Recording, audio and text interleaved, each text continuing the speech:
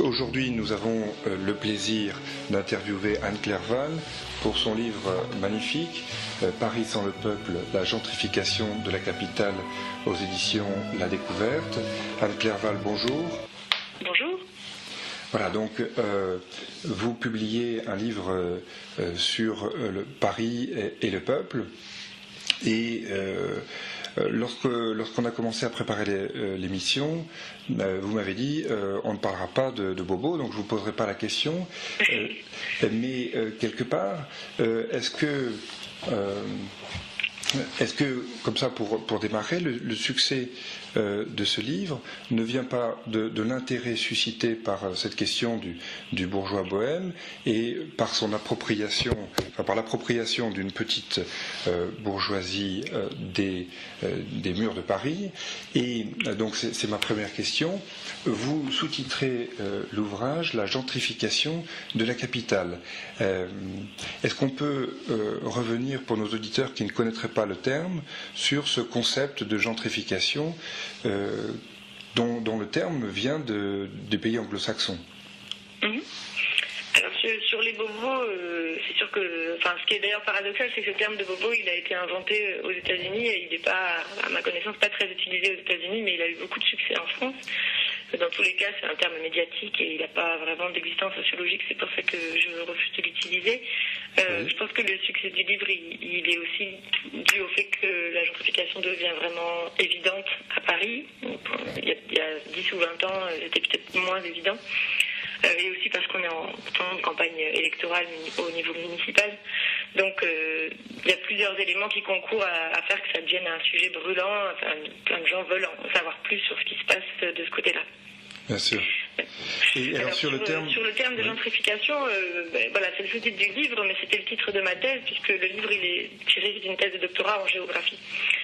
Et en effet, au départ, c'est une notion anglophone qui a été forgée par des chercheurs à la fois anglais et états-uniens, et c'est un terme qui désigne l'embourgeoisement, une sorte d'embourgeoisement spécifique des quartiers populaires, donc par un renouvellement de population, c'est-à-dire les classes populaires sont chassées par d'autres populations, mais qui passe par une transformation du bâti, une transformation matérielle de l'habitat, mais aussi des commerces ou de l'espace public.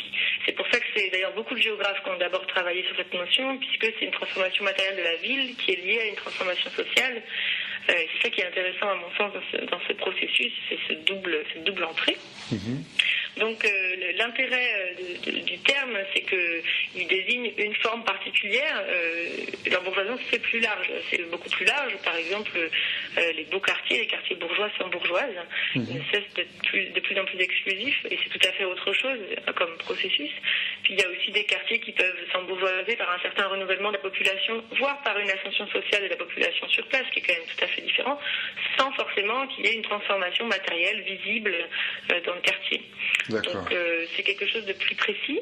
Et puis c'est pas seulement le terme en soi qui est important, mais c'est que ça fait référence à toute une littérature scientifique sur la gentrification, qui est une littérature principalement forgée en anglais.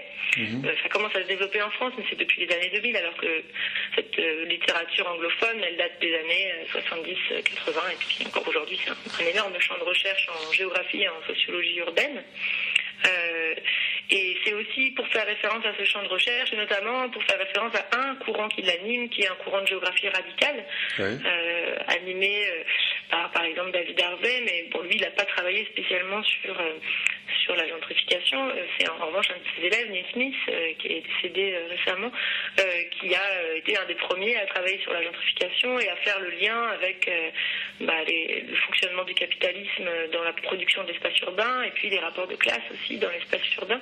Et c'est ça que j'ai trouvé personnellement le plus intéressant, et que j'ai essayé du coup d'utiliser, de mettre à l'épreuve aussi sur le plan à Paris. Notamment pour Neil Smith, il a travaillé sur la gentrification à New York, et il a forgé une notion qu'il appelle la ville revanchiste. D'ailleurs, ce qui est intéressant, c'est la circulation entre les deux, parce que la ville revanchiste, ça fait référence, donc c'est la ville fin du XXe siècle, les politiques de gentrification. Et ça fait référence à l'esprit revanchard en France à la fin du 19e siècle. Oui, tout à fait. Pour la revanche contre la Prusse, récupérer les provinces perdues, et qui sont en fait les racines du pré-fascisme, enfin du fascisme. Et c'est intéressant cette circulation entre France et États-Unis de ce point de vue-là en termes d'inspiration. Et donc il fait référence à ça en disant que les politiques, donc à New York, il y a eu des vraies politiques pro-gentrification très claires avec une privatisation des logements sociaux, donc c'est pas le même contexte que Paris. Et qui est aussi des politiques qui vont contre les droits des minorités, contre les plus faibles, les plus pauvres, les étrangers, les sans-abri, etc. Donc il a forgé ce concept-là, et moi je me suis justement, ça a été une de mes entrées de dire tiens, est-ce qu'on peut dire que Paris est une ville revanchiste en termes de politique publique? Donc voilà, on y reviendra, mais j'ai eu pas mal de questions sur est-ce qu'on peut appliquer le même cadre à Paris, quelles sont les différences, quelles sont les ressemblances. Ça m'a amené à une autre question, c'est est-ce que la réalité américaine, qui est par bien des côtés la réalité de la ville américaine différente de la réalité parisienne, est-ce que on pouvait, c'est la question que vous posez aussi dans le livre, utiliser ces concepts américains pour la réalité parisienne? En fait, c'est la ville à l'anglo-saxonne, si je puis dire, parce que la ville anglaise est aussi assez proche. C'est-à-dire qu'avec une tradition de quartiers populaires au centre et de banlieues riches. Oui. Mais ça, c'est pour faire c'est quand même une simplification énorme, parce que c'est quand même plus compliqué que ça. Mais disons que c'est un peu le schéma, et que le schéma de la ville européenne continentale, c'est beaucoup plus des quartiers bourgeois qui sont au centre ou proches du centre, et puis le développement, mais quand même tardif, de banlieues populaires, donc plutôt en périphérie. Mais là encore, c'est aussi une énorme simplification, parce que si on regarde l'agglomération parisienne, il y a des banlieues riches, il y a des quartiers centraux qui sont encore populaires. C'est quand même un peu plus complexe que ça. Ce qui est sûr, c'est qu'aux États-Unis, le fait que le centre s'est énormément paupérisé dans les villes états-uniennes, et qu'il y a eu ensuite un processus de gentrification, de récupération du centre par des populations plus aisées, du coup ça a été très remarqué et très notable. Alors qu'à Paris, le fait qu'il y ait des gens aisés qui s'installent dans des quartiers parisiens proches du centre, il y a plein de gens qui peuvent ne pas le remarquer en disant de toute façon Paris c'est déjà un pôle bourgeois, et donc ça ne fait que s'étendre. En fait, ce qu'on peut montrer, c'est qu'il y avait un Paris populaire très important, et qui était plus important en nombre de personnes et en surface, si vous voulez, de ces quartiers, qui du coup ont connu la même gentrification que les centres états-uniens. Et donc voilà, c'est pas parce qu'on a cette image, et c'est aussi une image d'ailleurs qui a été renforcée par la gentrification elle-même. Paris, c'est la ville la plus visitée au monde, et l'image qu'on a, c'est une image de ville bourgeoise. Or, elle a toujours eu un cœur bourgeois, enfin un centre bourgeois un peu excentré d'ailleurs vers l'ouest, ce qui est lié d'ailleurs aux centres de pouvoir qui sont à l'ouest. Mais pour autant, elle était principalement populaire jusque dans les années 80.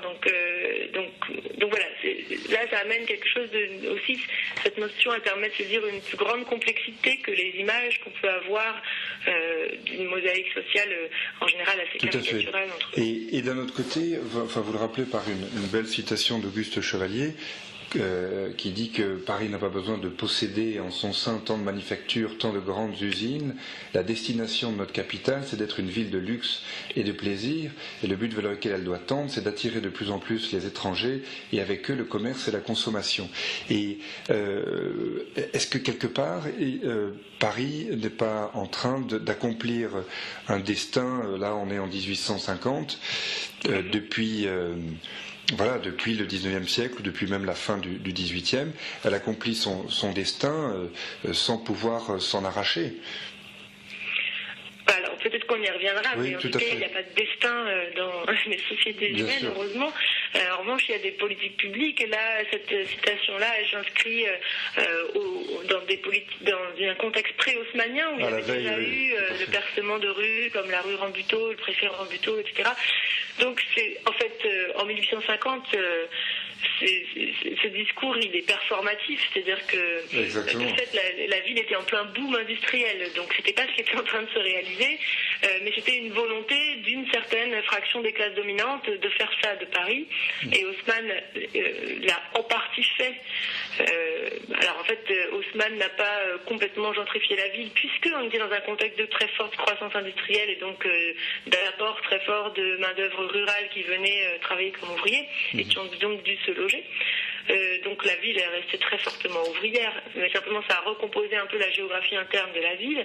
Et puis, ce que montre un auteur comme Bernard Marchand, c'est que l'haussmannisation, ça a plutôt permis de maintenir la ville bourgeoise, parce que justement, avec ce grand boom industriel, elle était menacée. Et il était possible qu'il n'y ait plus du tout de bourgeoisie dans Paris et qu'elle parte en banlieue, ce qu'elle a fait d'ailleurs, enfin elle s'est étendue largement en périphérie, mais les beaux quartiers se sont maintenus, et ça c'est...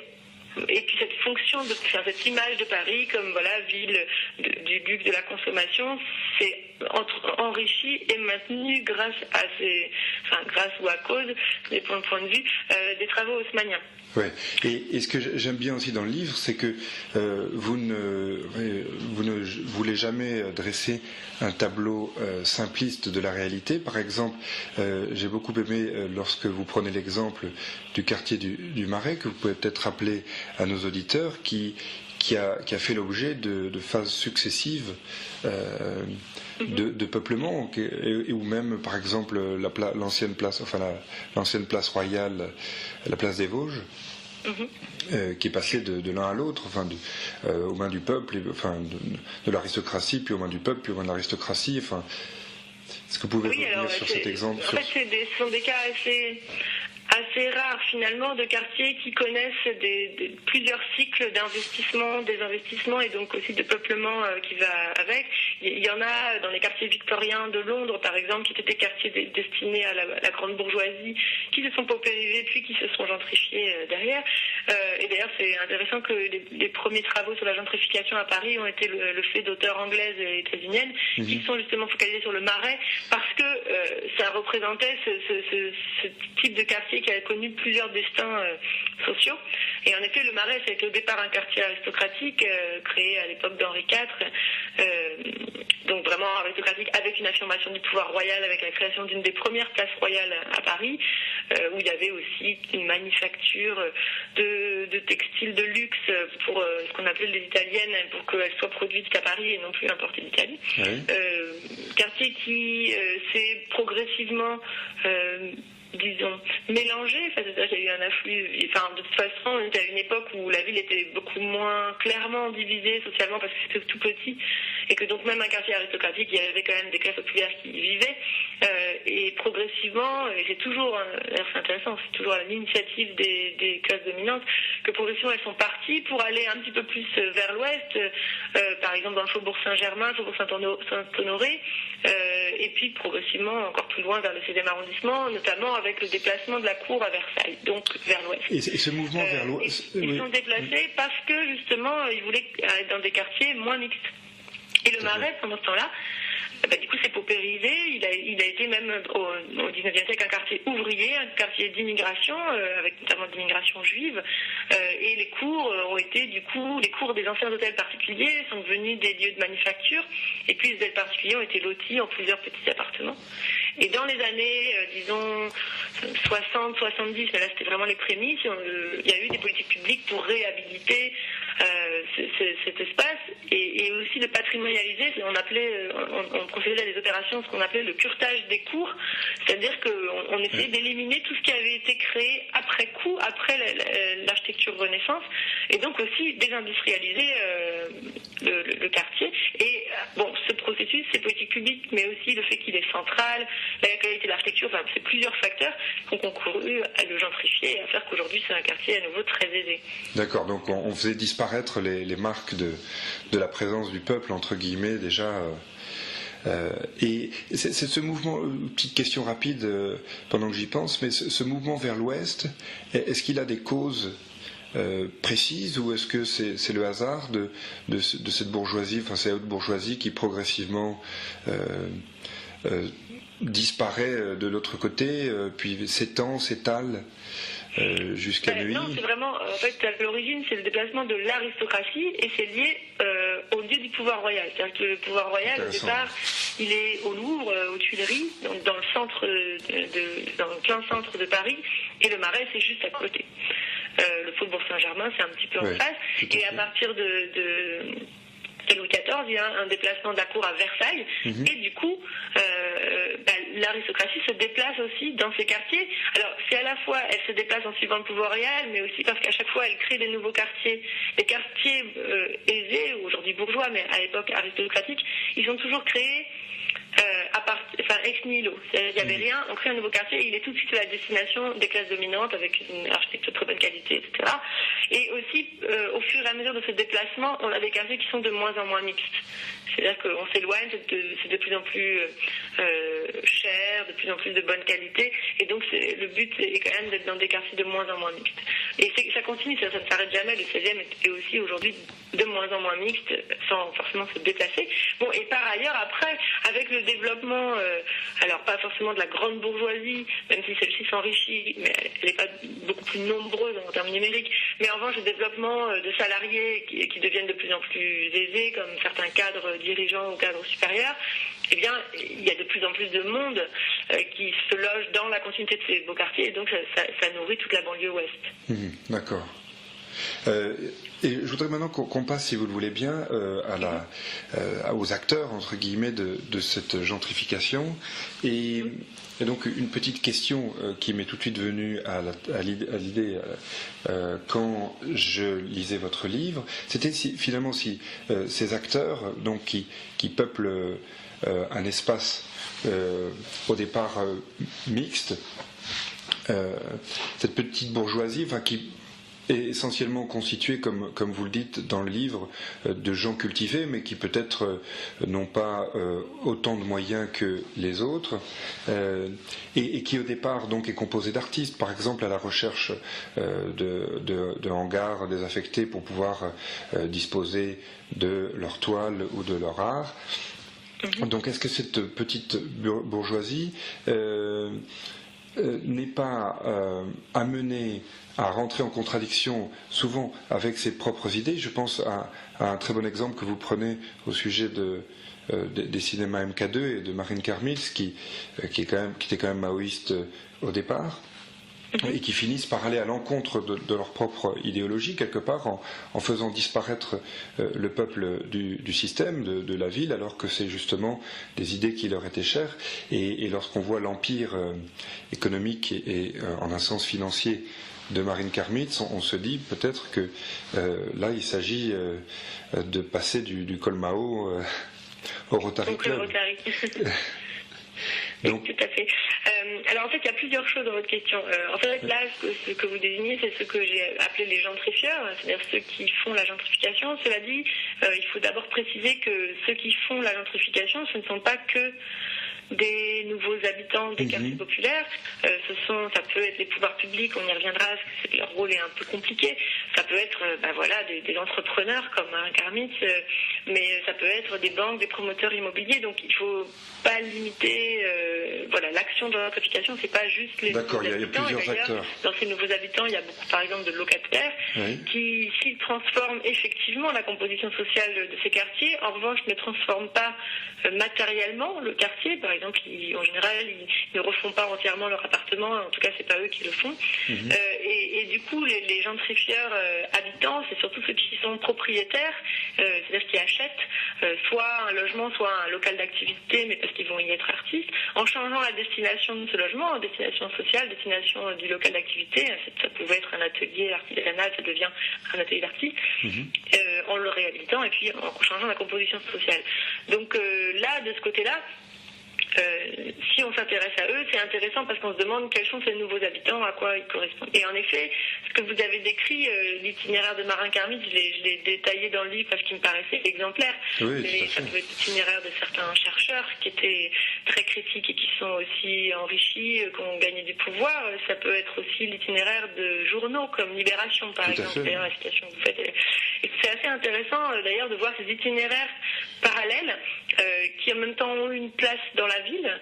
D'ailleurs, Libération, le siège est situé près de la place de la République, dans des quartiers qui se sont largement gentrifiés. Donc, et Marin Karmitz a fait sa fortune en implantant des cinémas dans des quartiers qui se gentrifiaient. Tout à fait. Oui. Donc il y a un lien entre toutes ces trajectoires, mais si on veut comprendre ces liens et aussi comprendre pourquoi ça a pu se passer, j'ai trouvé que l'analyse que proposait Jean-Pierre Garnier de la notion de petite bourgeoisie intellectuelle, et depuis la publication du livre, j'ai découvert une autre analyse proche, celle d'Alain Beer, qui est un sociologue marxiste aussi, qui parle d'une classe intermédiaire entre la bourgeoisie qui possède les moyens de production et puis le prolétariat, les salariés qui sont peu qualifiés, qui sont dans des stages d'exécution, donc ce qu'on appelle les employés, les ouvriers. Cette classe intermédiaire, il l'appelle la classe d'encadrement capitaliste. Donc peu importe le mot en fait, mais ce que je trouve très intéressant dans ces deux analyses qui là convergent complètement, c'est l'idée de dire que justement, à la fin des années 60, avec la massification des études supérieures, ce genre de choses, il a émergé toute une nouvelle classe, ou du moins une classe qui s'est amplement développée, qui est en effet dans une position intermédiaire. Ce sont des gens qui vont être salariés, ou en tout cas qui ne vont pas être des bourgeois qui possèdent les moyens de production, mais qui vont avoir des revenus plus importants, ou en tout cas un pouvoir aussi symbolique à travers leur capital culturel, qui fait qu'ils sont, même s'ils sont précaires, ils ne sont pas dans les mêmes situations sociales, dans la même position sociale que des employés précaires. Et toute cette classe s'est développée à la fin, donc en particulier dans les années 70, disons, en étant à ce moment-là contestataire. Alors, bon, l'analyse de ces deux auteurs, c'est de dire que cette contestation, elle était largement une sorte de lutte de pouvoir, en contestant le pouvoir des classes dominantes traditionnelles et pour se faire une place en termes de pouvoir.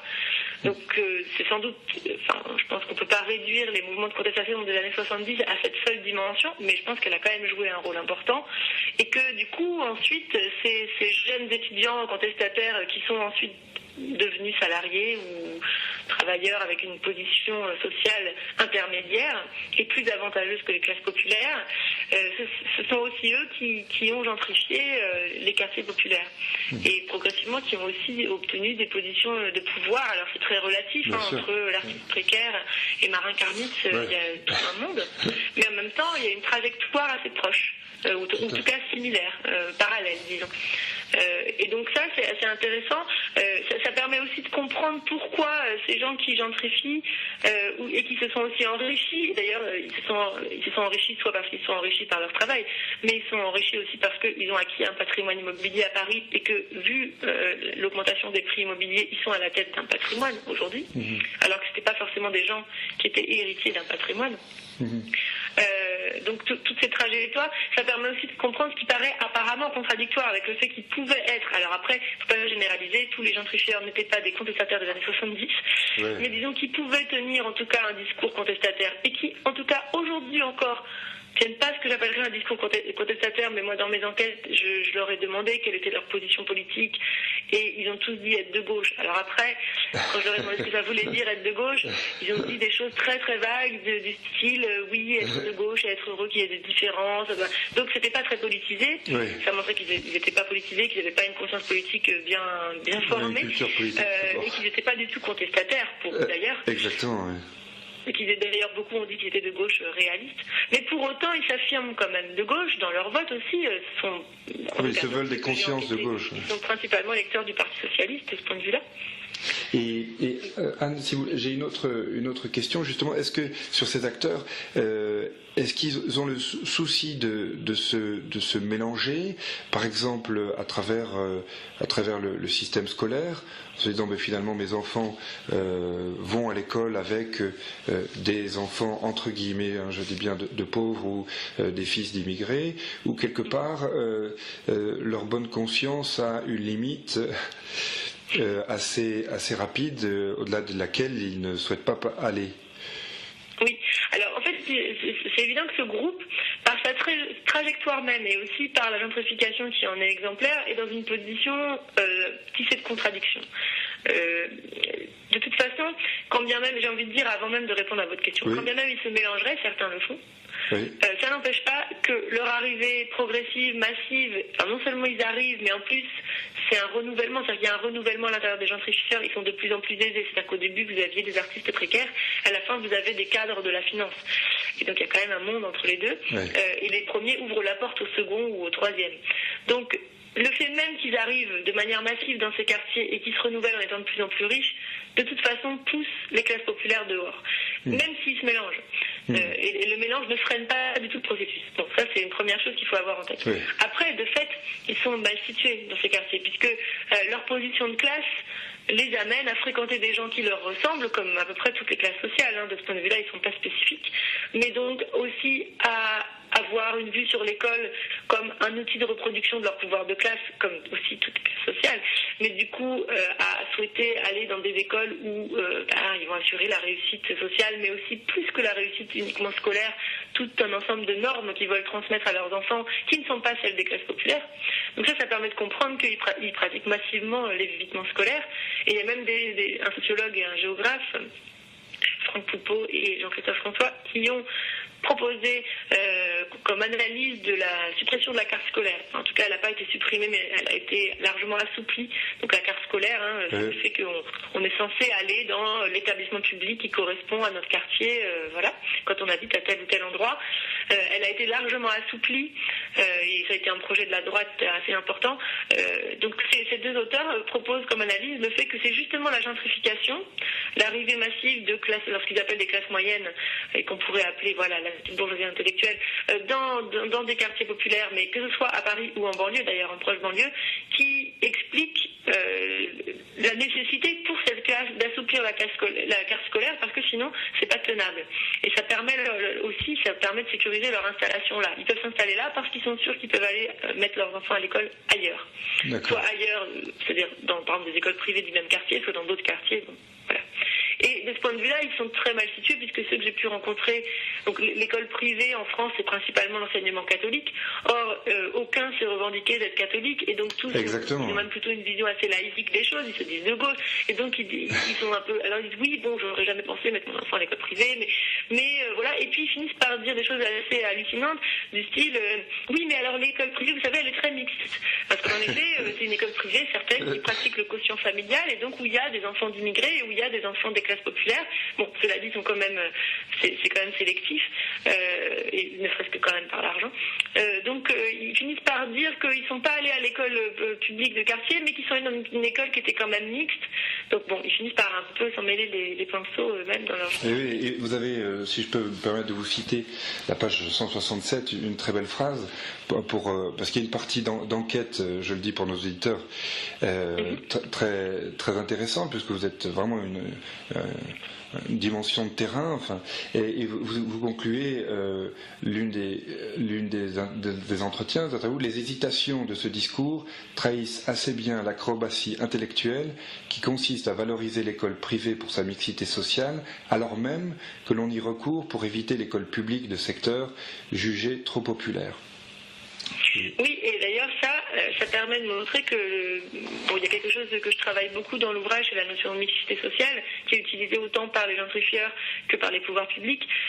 Finalement, les gentrifieurs, ils vous diraient, bah oui, l'école publique, elle n'était pas assez mixte. Et donc en fait, la mixité sociale, elle est vue comme quelque chose que eux apportent dans ces quartiers, et qui est donc positive parce que eux s'installent dans ces quartiers.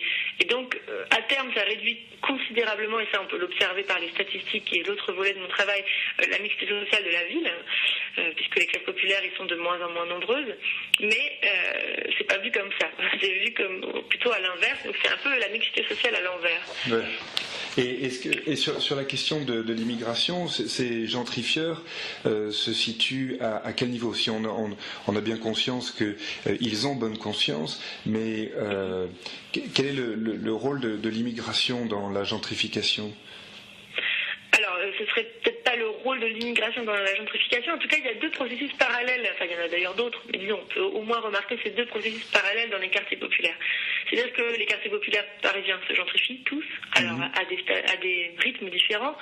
Notamment, quand il y a une présence très forte de population immigrée, j'ai remarqué que ça allait moins vite. Parce que c'était plus simple pour des gentrifieurs de s'approprier, pas au sens seulement d'y acheter un logement, mais d'y imposer leurs normes, un quartier populaire vieillissant qu'un quartier populaire en plein renouvellement. Et l'immigration, c'est en fait une des formes du renouvellement, par exemple du rajeunissement des quartiers populaires. Donc ces deux éléments, en fait, si vous voulez, l'immigration, c'est un processus de long terme dans les quartiers populaires qui a commencé bien avant la gentrification et qui n'est que la poursuite à un niveau international du renouvellement des quartiers populaires qui était leur fonctionnement normal, si je puis dire. C'est-à-dire que les quartiers populaires parisiens, ils se sont formés par l'afflux de gens de province ou tout simplement des campagnes environnantes dans Paris. Oui.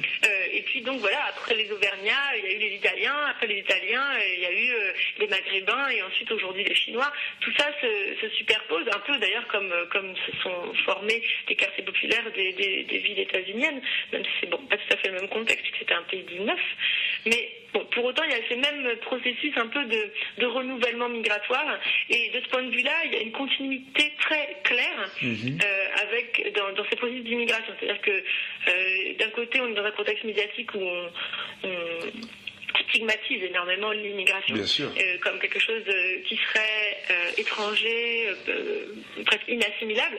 Or, si on observe le fonctionnement des quartiers populaires, c'est complètement faux. Au contraire, l'immigration est en pleine continuité. Par exemple, les immigrés d'aujourd'hui vivent les mêmes conditions de logement que les ouvriers du 19e siècle qui venaient d'Auvergne. Ils sont d'ailleurs traités aussi mal. C'est-à-dire que les Auvergnats étaient soumis au même racisme que celui qu'on peut avoir aujourd'hui pour les Chinois.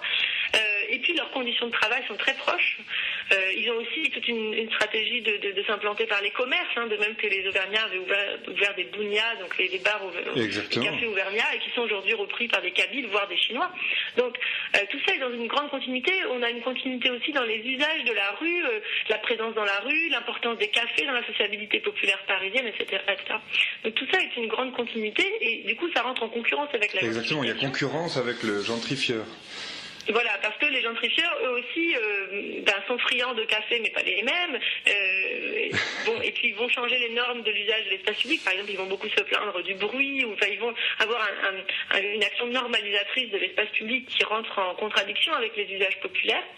De ce point de vue-là, il y a une concurrence entre les deux, une concurrence dans les processus, et puis parfois une concurrence même un peu directe dans les discours des gentrifieurs. Alors, cela dit, c'est très compliqué, parce que les gentrifieurs se disent de gauche, et donc ne développent jamais de discours racistes, et ils ont même plutôt un discours très positif sur ce qu'on pourrait appeler aujourd'hui, pour montrer le côté un peu faux de la chose, de la diversité.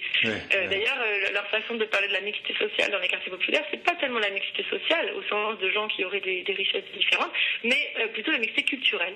Donc certains disent ça me rappelle mes voyages en Afrique, voilà, j'ai l'impression de voyager, et ils abordent l'altérité des autres plus par leur origine culturelle que par leur position sociale effective, puisque ça c'est aussi une analyse, quand je renvoyais à Jean-Pierre Gagné et à Alain Bir, ils montrent très bien que cette classe, déjà la bourgeoisie a une action de classe qui est de masquer les rapports de classe, sinon elle ne pourrait pas maintenir son pouvoir de classe. Mais la petite bourgeoisie intellectuelle ou l'encadrement capitaliste ont aussi toute une propension symbolique à nier leur position de classe, à nier les rapports de classe et à les masquer. Et donc là, c'est typiquement une opération de masquage. L'immigration sert à ne pas dire qu'on est des gens plus aisés qui viennent chasser les classes populaires, mais des gens qui viennent se mélanger avec l'altérité, ce qui est beaucoup plus valorisant pour eux, parce que du coup, ils se présentent aussi, par exemple, en distinction par rapport à la bourgeoisie traditionnelle, qui justement vit un peu dans des bunkers en disant nous, on est ouverts d'esprit, on aime l'altérité, la différence, on aime se frotter à l'autre. Bon, et en fait, on se rend compte que c'est très relatif, ne serait-ce qu'à par rapport à l'école, ce que j'ai dit tout à l'heure. Et alors voilà, c'est compliqué parce qu'il y a certains gentrifieurs qui peuvent être impliqués même très concrètement dans des mouvements antiracistes, par exemple de soutien aux sans-papiers. Et du coup, c'est important et intéressant en termes de lutte qui s'impliquent là-dedans. Mais bon, il y en a d'autres aussi qui ne font que valoriser une forme de décor, mais sans avoir aucune interaction avec les personnes et sans faire grand-chose pour eux, ou avec eux, disons. Donc leur position elle est très ambiguë, mais dans tous les cas, elle a tendance...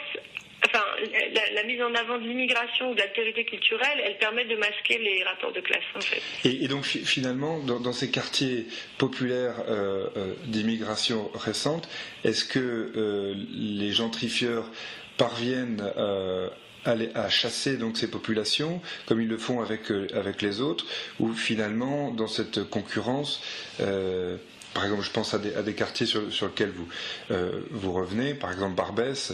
Est-ce que quelque part, ces quartiers ne résistent pas aux gentrificateurs. Vous évoquez, enfin, je crois, une description de Barbès où les femmes continuent à être en tenue traditionnelle, et quelque part, finalement, cette richesse de Paris, elle oppose finalement à cette mode du gentrifieur, finalement, une mode de la tradition et d'un peuple fier de ses origines, prêt à venir de la banlieue pour faire ses courses dans Paris.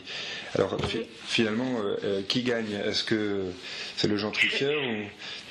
Alors c'est compliqué de dire qui gagne. J'aurais tendance à dire que c'est toujours les gentrifieurs qui gagnent, oui, en tout cas en ce moment, ce qu'on observe à Paris. Ce qui est sûr, c'est que dans ces quartiers d'immigration, alors en fait c'est une immigration, ce sont des quartiers d'immigration anciens, mais dans lesquels il y a un renouvellement un peu aussi récent, donc qui continue quoi. Dans ces quartiers-là, c'est clair qu'on observe que la gentrification est plus lente ou plus tardive, c'est un peu compliqué de faire le départ entre les deux, donc dans ces quartiers. Pour autant, elle a bien lieu. C'est-à-dire qu'on observe une réduction des classes populaires et une augmentation de la place des cadres, par exemple, dans le logement. Et on observe du coup des recompositions. Ces quartiers, d'autres chercheurs les ont appelés des centralités immigrées, c'est-à-dire des centralités notamment commerciales, et puis plus que commerciales, symboliques, des endroits où on vient se ressourcer pour retrouver les liens avec la famille, le village d'origine, ce genre de choses. Ça continue d'exister malgré tout, c'est quand même assez impressionnant d'ailleurs que ça réussisse à se maintenir un peu, mais avec une dissociation croissante entre les commerces et l'habitat. C'est-à-dire que ces centralités immigrées, à l'origine, c'était des lieux d'habitat et de commerce, et aujourd'hui, de plus en plus, par exemple à Château-Rouge, qui est la partie nord de Barbès, puisque la partie sud a été composée de beaucoup de logements sociaux, dans la partie nord de Barbès, qui est plutôt du logement privé et qui se gentrifie assez rapidement, il y a une thèse qui a été faite par Marie Chabrol plus récemment que la mienne, qui montre qu'il y a une dissociation croissante entre l'évolution des logements qui ne cessent de se gentrifier et l'évolution des commerces qui, eux, continuent de se spécialiser dans les commerces populaires immigrés. Bon, alors c'est aussi parce que les logiques de spécialisation commerciale ne sont pas tout à fait les mêmes que les logiques dans l'habitat, ce sont des choses qui divergent. Mais là, il peut y avoir cette divergence sans que ça empêche la gentrification, sans que l'un empêche l'autre, quoi. Les deux se juxtaposent, mais néanmoins, ça veut dire quand même que ils sont chassés. Dans l'ambiance du quartier, en effet, vous continuez de voir une population africaine importante à Château-Rouge, mais ce sont des gens qui habitent de moins en moins sur place. D'accord, oui, donc le gentrifieur gagne toujours. C'est intéressant parce que... En tout cas, dans un contexte, c'est pas gagne toujours en général, mais à Paris, dans un contexte où il y a une pression immobilière très forte et puis un rapport de classe qui est défavorable aux classes populaires en termes ne serait-ce que d'emploi, là oui, il gagne. Mais après, il peut y avoir des contextes où ça ne marche pas du tout comme ça parce que le contexte macroéconomique et macro-sociologique n'est pas le même.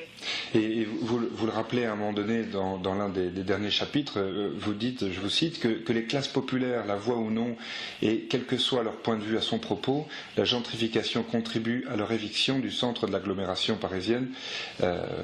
Et c'est vrai que quelque part, ça semble inéluctable. Alors inéluctable, on aurait pu penser, et je vais vous poser cette question, que depuis 2001, avec l'arrivée de Bertrand Delanoë à la mairie de Paris, d'ailleurs j'ai appris que Paris n'avait pas eu, je ne sais pas pourquoi je ne savais pas ça, mais que Paris n'avait pas eu de maire depuis la commune, enfin la fin de la commune jusqu'à 1977, et donc Delanoë au pouvoir à la mairie de Paris, est-ce que ça a changé quelque chose? Est-ce qu'on a pu quelque part résister un peu à cette gentrification, c'est-à-dire laisser le peuple dans Paris, ou finalement est-ce qu'on l'a renforcé?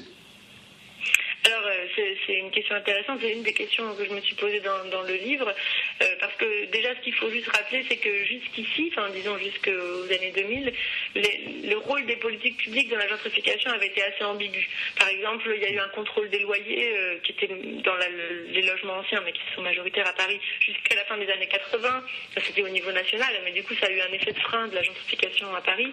Il y a eu d'autres politiques qui ont eu des effets ambigus, et de ce point de vue-là, on ne peut pas parler de ville revanchiste. Pour refaire référence à Smith, à Paris, il y a eu des volontés de gentrification, de tertiarisation, ça ne veut pas dire qu'il n'y en a pas eu, mais elles se sont appliquées par des politiques qui ont quand même créé du logement social, donc du coup, c'est pas du tout la même politique que celle de New York, où là c'était très clair. Oui. Donc on ne peut pas parler de ville revanchisme, et depuis 2001 on ne peut pas non plus parler de ville revanchisme, mais pour autant ce qui est sûr c'est que la gentrification n'a pas freiné, au contraire ça a été une phase très forte de gentrification. Alors c'est pas juste à cause des politiques menées par Delanoë, c'est aussi une conjonction de conjoncture économique, etc. Donc voilà, mais ce qui est sûr c'est que déjà, bon, de toute façon quand Delanoë arrive au pouvoir en 2001, donc la gauche, la gentrification est déjà très avancée, donc de toute façon on peut difficilement la remettre complètement en cause, mais en revanche on aurait pu agir différemment sur les derniers quartiers populaires de Paris. Voilà. Et de toute façon quand ils arrivent au pouvoir, cette gauche qui est quand même dominée par le Parti socialiste ne dit pas à aucun moment qu'elle veut lutter contre la gentrification ou contre l'embourgeoisement, peu importe comment elle l'appellerait, elle veut favoriser la mixité sociale. Et du coup c'est pas du tout la même chose. En fait, de fait, il y a toute une politique qui a été amplifiée considérablement par Delanoë, mais qui avait été commencée en 95 par Sibéry, qui est toute une politique d'embellissement de la ville, de création d'équipements culturels, de création d'espaces verts, de pistes cyclables, etc. Paris a été un peu un chantier permanent depuis les années 2000 de ce point de vue-là. Et ça, c'est quelque chose qui correspond parfaitement aux vœux des gentrifieurs. Et d'ailleurs, quand on leur demande, ils sont tous très satisfaits de la politique qui a été menée. Alors ça, c'est une continuité totale, mais même amplifiée, avec la droite. En tout cas, en 95, il y a eu un tournant, si vous voulez, entre le passage entre Jacques Chirac, qui a été maire de 77 à 95, et Sibéry, parce qu'il y avait déjà quelques arrondissements qui étaient passés à gauche, et donc on a abandonné la politique de rénovation qui consistait à démolir des quartiers entiers et à reconstruire, et en reconstruire notamment du logement social. Là, on a abandonné ça. Donc Delanoë, de ce point de vue-là, il est dans la continuité de ce tournant de 95. Là où il fait un peu différemment, c'est parce qu'il a relancé la production de logements sociaux. Et ça, c'est la grande affaire, c'est qu'on a tendance à penser que, puisqu'il construit beaucoup de logements sociaux, donc ça ferait la gentrification, donc c'est bon. Et en fait, il faut regarder plus dans le détail, c'est plus compliqué que ça. D'abord, aujourd'hui, on fait du logement social à la place d'anciens logements, soit parce qu'on achète des immeubles tels quels, soit parce qu'on les réhabilite, soit parce qu'on fait du neuf, mais parce qu'on a démoli avant. Il n'y a plus vraiment d'espace vraiment vide à Paris. Donc, en fait, il faut déjà avoir en tête que, c'est vrai, on a créé plus de 60 000 nouveaux logements sociaux depuis 2001. Donc, c'est beaucoup. Mais pour autant, en fait, on l'a fait à la place de logements qui existaient déjà, et on en a fait moins que les logements qu'on a remplacés, parce qu'ils étaient plus petits. Et ces logements étaient aussi d'ailleurs souvent surpeuplés, donc ils logeaient plus de gens. Parce qu'en effet, les logements qu'on a remplacés ou démolis ou réhabilités, c'était des logements qu'on peut appeler l'habitat social de fait, c'est-à-dire de l'habitat privé, de mauvaise qualité. Alors les pires sont insalubres, mais ils ne le sont pas tous. Il y en a une grande partie qui sont seulement inconfortables. C'est-à-dire, par exemple, il n'y a pas les WC intérieurs ou la douche intérieure. Et c'était un parc d'accueil des classes populaires. Et donc, de fait, on a fait des logements sociaux, évidemment de bien meilleure qualité, mais pour autant, ça permet de loger moins de personnes des classes populaires. Et d'ailleurs, on continue de voir de moins en moins de classes populaires habitant à Paris. Donc, de ce point de vue-là, c'est déjà une grosse limite.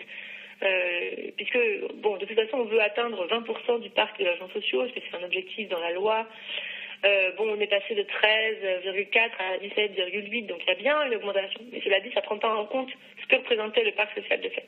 D'ailleurs, la gauche du Parti socialiste, qui était les Verts dans la première mandature, et ensuite a été le Front de gauche dans la deuxième mandature, demandait qu'on remplace, à chaque fois qu'on détruisait un logement social de fait, qu'on crée un logement social de droit, donc qu'on remplace un pour un, et qu'on fasse du vrai logement social. Parce qu'en effet, à l'intérieur du logement social, il y a plusieurs produits, comme on dit, dont une partie qui sont destinés aux classes moyennes. Et en l'occurrence, on en fait 30% à Paris, alors qu'il y a seulement, disons 5 à 10% selon les années des demandeurs. Il y a quand même plus de 100 000 demandeurs de logements sociaux en attente à Paris, qui en fait peuvent accéder à ces logements pour classe moyenne. Donc tout le logement social n'est pas pour les classes populaires. Et en particulier, il y a toute une politique de mixité sociale qui s'applique sur un plan géographique et qui est intéressante à analyser. C'est-à-dire que la mairie de Paris agit sur la ville comme si elle était la seule à faire changer la composition sociale de la ville, en disant voilà, il y a des quartiers riches, on va y mettre des logements sociaux très sociaux pour y mettre des plus pauvres. Et en revanche, dans les quartiers populaires, on va mettre plutôt, disons, une part significative de logements pour les classes moyennes dans le logement social pour, là encore, faire de la mixité sociale. Donc la mixité sociale, c'est dans tous les sens. Et en l'occurrence, comme ça ne prend pas en compte l'embourgeoisement du parc privé qui est massif, du coup, finalement, faire des logements pour classe moyenne en tant que logement social dans les derniers quartiers populaires de Paris, c'est en fait favoriser la gentrification. Exactement. Donc, vous voyez, bon, alors voilà, ça c'est détaillé dans le livre, parce que ça montre que il faut aller au-delà de juste dire ah super, on a construit 60 000 logements sociaux, bon très bien. Il faut aller plus loin, voir qu'est-ce qu'on a fait, où, pour qui, et se rendre compte de qu'est-ce qu'on a détruit à la place. Et du coup, on se rend compte que cette politique n'est pas du tout capable de freiner la gentrification. Pour freiner la gentrification, il faut absolument c'était ma question, alors une action sur le parc privé. Pardon, donc là, excusez-moi, qui est en train d'être votée pour encadrer les loyers, mais qui apparemment ne sera pas du tout satisfaisante de ce point de vue-là, puisqu'elle pourra même permettre des effets pervers de rattrapage de loyers en dessous du niveau médian observé dans le quartier, les propriétaires auront le droit de proposer, par exemple, à des vieilles personnes qui sont là depuis des années et qui du coup ont un loyer qui est sous le prix du marché. La loi de 48 ? Alors la loi de 48, ça c'était la loi qui était en vigueur jusqu'à la fin des années 80, mais en ce moment il y a une loi qui est en train d'être votée, qui est la loi Duflot, enfin une nouvelle loi Duflot, pour encadrer les loyers. Mais sauf que c'est pas encadrer les loyers comme avec la loi de 48 où c'était en fonction des caractéristiques du logement. Là, ce sera en fonction du niveau des prix du marché dans le quartier. Et en fait, donc du coup, bon, de toute façon, comme ça va permettre un rattrapage des loyers qui seront sous-évalués, en fait, ce niveau médian, il va continuer d'augmenter.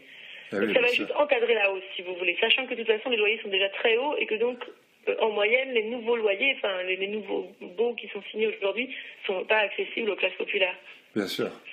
Oui, donc voilà, de ce point de vue-là, cet encadrement lui-même risque de ne pas être suffisant, de ne pas être satisfaisant pour freiner la gentrification. Donc il y a une bonne volonté, quelque part, qui se heurte à une réalité qui semble la dépasser. Et si on avait des conseils à donner à nos politiques dans la tradition de conseil au prince, qu'est-ce qu'on pourrait donner comme conseil pour essayer de faire en sorte que le peuple de Paris reste dans ses propres murs et ne soit pas exproprié en quelque guillemets de son propre territoire. Qu'est-ce qu'on pourrait leur donner comme conseil ? Alors, je vais dire deux choses. D'abord, je pense que pour ce qui concerne la politique qui est menée à Paris depuis 2001, ce n'est pas juste une bonne volonté qui se heurte à des réalités, c'est aussi... on aurait pu choisir, par exemple, de faire que du logement très social dans les quartiers populaires pour essayer de freiner un tout petit peu la gentrification, et c'est pas du tout ce qui a été fait. Donc, c'est pas seulement une bonne volonté, c'est aussi que c'est finalement une volonté qui suit plus l'intérêt des gentrifieurs que l'intérêt des classes populaires. D'accord. Et pour répondre à votre question, avant d'y répondre, il faut aussi quand même avoir une idée des rapports de force, et notamment des rapports de classe dans la détermination des politiques publiques. À Paris, comme il y a une part importante des classes populaires qui sont étrangères, elles votent même pas. Et ceux qui ont le plus accès à la parole publique, au pouvoir public, notamment à travers les conseils de quartier qui ont été créés justement par la mairie de gauche en 2001, ce sont les gentrifieurs. Donc de toute façon, et c'est d'ailleurs l'électorat du Parti socialiste à Paris, donc de toute façon, moi je vais vous donner quelques conseils, mais je sais très bien que les rapports de force ne permettent pas qu'ils soient entendus. Donc en tout cas, ce qui aurait pu être possible, il y a plusieurs choses. Il y a certaines mairies qui expérimentent par exemple l'utilisation du droit de préemption. Donc à Paris, on le fait pour créer du logement social. Mais il y a des communes de banlieue comme la commune de Saint-Ouen, en banlieue nord, qui fait du chantage à la préemption à chaque fois qu'il y a un terrain qui se libère ou un ensemble immobilier qui se libère, pour essayer de maintenir les prix bas. Donc ils y arrivent à peu près. Bon, ça c'est des choses qui sont quand même beaucoup plus volontaristes que celles que fait la mairie de Paris. Il y a aussi des communautés urbaines comme celle de Lille, qui s'interdisent officiellement de produire du logement social pour les classes moyennes. C'est-à-dire qu'ils considèrent que le seul logement social qu'ils peuvent produire, c'est du vrai logement social. Donc il y a des choses qui peuvent être faites dans les marges de manœuvre permises par la mairie. Il y a aussi des choses qui peuvent être faites. Par exemple, il y a une loi qui existe qui autorise les pouvoirs publics à réquisitionner les logements vides privés. Cette loi est pratiquement jamais appliquée. Et au contraire, d'ailleurs, à Paris, il y a eu un mouvement important, donc qui est vraiment sur le déclin aujourd'hui à cause de la gentrification et de la répression publique, qui était un mouvement de squat, de gens qui justement ouvraient des logements non occupés pour faire de la place à des gens qui étaient mal logés. Et ils continuent, que ce soit la gauche ou la droite, ils continuent d'être réprimés et d'être mis dehors sans solution de relogement. Donc de ce point de vue-là, on peut dire qu'il n'y a pas une volonté politique claire de maintenir les classes populaires dans Paris. D'accord. Bon, ben, je ne sais pas si c'est une belle conclusion, mais en tout cas, ça permet de se faire une idée de ce qui se passe et puis de comprendre le phénomène. Je vais rappeler à nos auditeurs le titre de votre livre, Paris sans le peuple, sous-titré La gentrification de la capitale, aux éditions La Découverte. Et je tiens à préciser à nos auditeurs que c'est un excellent livre qui se lit quasiment comme un roman, même si il provient de la thèse, comme vous l'avez rappelé. C'est un très beau livre fondé sur des enquêtes de terrain et puis aussi sur une riche bibliographie. Et ça permet, si vous voulez, d'aller au-delà des préjugés et des analyses qui sont souvent extrêmement simplistes et rapides qu'on trouve dans la plupart des médias et notamment des journaux. Anne-Claire Valls, je tiens à vous remercier vivement de votre temps. Merci beaucoup.